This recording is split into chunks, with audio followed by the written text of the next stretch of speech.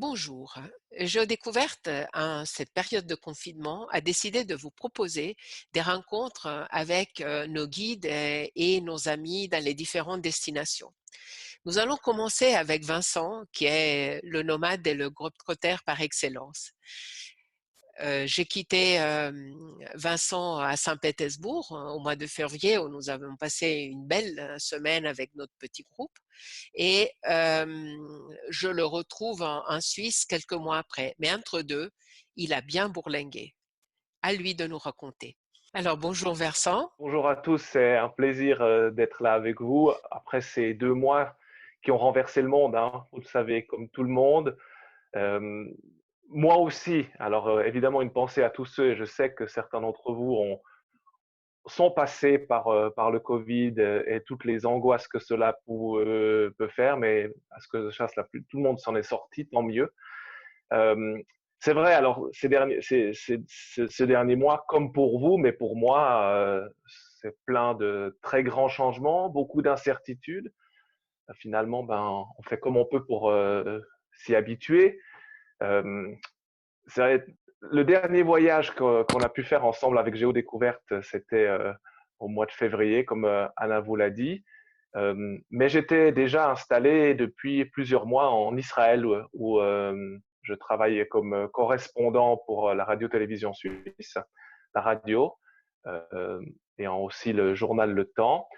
Euh, mais, est arrivé le coronavirus et le coronavirus a totalement chamboulé. C'est vrai qu'Israël a été le premier pays au monde à fermer ses frontières de cette manière-là après la Chine.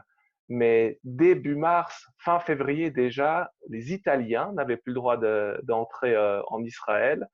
Alors moi, je m'y retrouvais, je suis qu'à demi-italien, mais enfin, je parle l'italien. Les regards des gens, dès que je parlais italien, étaient suspicieux. C'était vraiment quelque chose de particulier. Donc déjà là, c'était la première prise de conscience avec ce coronavirus. Et puis tout d'un coup, un vendredi, le vendredi 4 mars, je reçois un téléphone de la compagnie aérienne à l'Italia avec qui je volais parce que je fais des allers-retours et je travaillais aussi pendant les périodes de vacances comme aux nouvelles à la radio et qui m'annonce que ben, les vols seront suspendus à partir du lendemain et que si je voulais rentrer, eh ben, c'était aujourd'hui à 16 heures. Il était 9 heures du matin, donc une aventure. J'ai mis 5 minutes à réfléchir, mais je m'étais installé en Israël, j'avais mes chiens toute ma vie, mais en même temps, la perspective de me retrouver bloqué, de ne pas pouvoir aller travailler en Suisse et retourner en Suisse m'a fait décider à partir. Donc j'ai plié 8 mois de vie en 4 heures et demie avec mes chiens, foncé à l'aéroport un vendredi, un jour de Shabbat, c'était quelque chose d'assez épique. Et puis ben, je suis rentré en Italie le 4 mars, le vendredi 4 mars. Je suis arrivé très tard, mais tout s'est bien passé. L'avion était vide, il y avait 8 personnes, mais enfin, on est tous rentrés, et 2 chiens, et on est arrivé. Mais je suis arrivé en Italie, et comme vous le savez, ben, à partir de la première semaine de mars, la totalité du pays a été mis en confinement strict pendant plus d'un mois. Donc, c'est également ce que j'ai vécu. Donc, j'ai enchaîné cette arrivée d'Israël avec une quarantaine, puisque venant d'Israël, plus un confinement strict. Donc, c'était vraiment le baptême du feu en observant tranquillement ce qui se passait en Suisse, en fait, les étapes différentes. En fait, tout ce que vous alliez vivre, je l'avais déjà confronté, vu par moi-même. Et puis, ben, les choses s'enchaînant trouvant des solutions hein, pour vivre et pour travailler, parce que les perspectives en Italie sont extrêmement noires. Hein. L'économie est au point mort. Dans le village, rien n'est ouvert. Les commerces ne peuvent pas fonctionner. C'est vraiment quelque chose de terrible. Hein. Vous imaginez pas de bar, pas de café.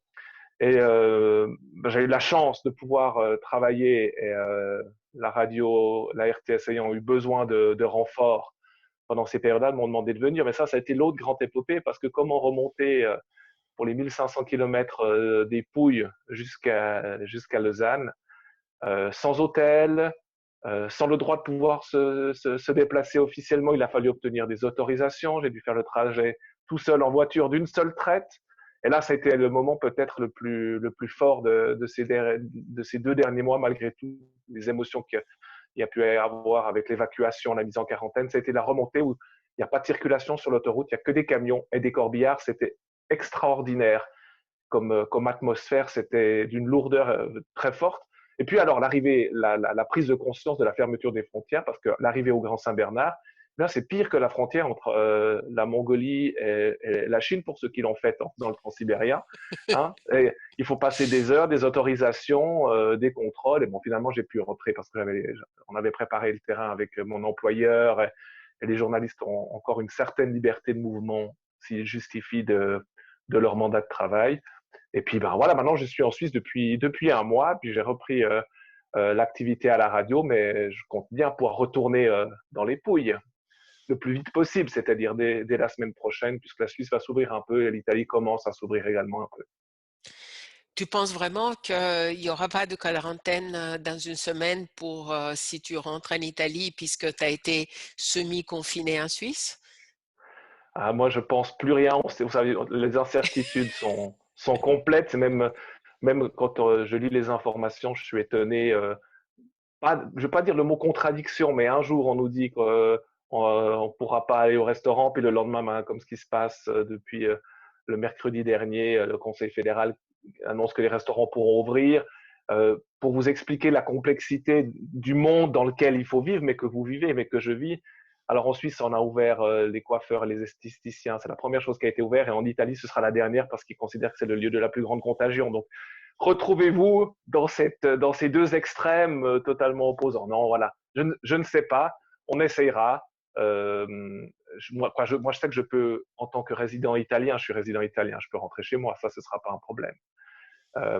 Après, ce sera peut-être de la quarantaine. Oui, ben voilà, je ne serai pas le seul à devoir peut-être en faire si c'est ce cas-là, mais dans l'autre sens, la même chose. Tout à fait. Et une quarantaine dans un trou au milieu des oliviers, c'est pas si mal que ça non plus. C'est pas plus mal. On trouve toujours des. Mais en même temps, on voit bien la dureté et je pense qu'il faut avoir vraiment une pensée alors au-delà des malades, et j'en ai une aussi pour le monde du tourisme dont je fais partie, qui est, lui, est sous respiration artificielle et il est dans le coma. Donc, on verra bien comment les choses pourront s'en sortir. Puisqu'on a dit que les rencontres avec nos guides, nos accompagnateurs, nos personnes sur les différentes destinations étaient pour voir un petit peu leur vécu, on va essayer aussi de vous faire voyager sans bouger de chez vous. Et donc, on va vous faire voyager par la cuisine. Alors Vincent, une fois que tu es retourné dans ton trou qu'est-ce que tu vas nous proposer? Alors, c'est un peu un résumé en réfléchissant à cette idée de géodécouverte de recettes. Finalement, je vais en apporter une qui regroupe un peu mon cosmopolitisme, mon côté globe-trotter, parce que bah, ces mois en Israël, Palestine, au Moyen-Orient sont évidemment des mois très particuliers dans ma vie et très forts. Et puis je me dis, bah, c'était l'occasion de revenir. Et s'il y a une cuisine qui est extrêmement riche et qui permet de voyager, c'est bien la cuisine du Levant, comme on dit. Hein. Ça inclut le Liban, la Syrie, la Palestine, Israël, un bout de l'Égypte aussi, ou la Jordanie. Et puis là, bah, je vous propose toute une sauce simple à base de pâte de sésame. On la trouve dans tous les commerces aussi en Suisse. C'est tout simple. Vous aurez la recette, hein, je vous donne pas les détails, mais en gros, vous avez du citron, du yogourt grec, comme ça vous allez faire un petit tour par la Grèce. Vous avez la pâte de sésame, ça s'appelle tahini, hein, on trouve ça dans les rayons des supermarchés en Suisse. Du sel, une gousse d'ail pressée, et puis de l'huile d'olive. Et puis l'huile d'olive, évidemment, je pouvais pas le manquer parce que venant des Pouilles, c'est vraiment le cœur de notre identité. J'ai aussi la mienne que vous voyez là. Hein. Je profite de dire, hein, parce que voilà, si vous, revenant en voiture, j'ai ramené 150 des 200 litres que j'ai fait l'année dernière de mes propres oliviers bio avec une qualité exceptionnelle. Hein, c'est de l'extra à l'extra vierge. J'avais 0,2 d'acidité au pressoir. C'est exceptionnel. Donc, si vous êtes intéressé, ben, soit vous me contactez moi, soit vous contactez Anna d'une manière ou d'une autre. On trouvera un moyen de vous les déposer, soit à Géo ou d'une autre manière. Voilà, donc l'idée de cette petite recette de cuisine, elle peut servir de sauce à salade, elle peut servir pour des grillades, pour de la viande plutôt blanche, mais c'est l'occasion de voyager à travers ces régions multiculturelles et le faire depuis la maison. Bah, merci beaucoup Vincent. Je peux dire que l'huile de Vincent est excellente. C'est celle que j'utilise ces temps parce que ayant terminé aussi celle de mon beau-frère qui vient de Calabre, je reste en Italie du Sud. Et j'aime bien ce clin d'œil moyen-oriental parce que les Pouilles sont la région d'Italie qui est le plus orientée vers l'Orient et que les douceurs, que ce soit des Pouilles ou de Sicile, ont une marque moyen-orientale très, très, très marquée, comme plusieurs d'entre vous le savent. Alors voilà, à la prochaine. Bon courage à tous, à très bientôt, j'espère.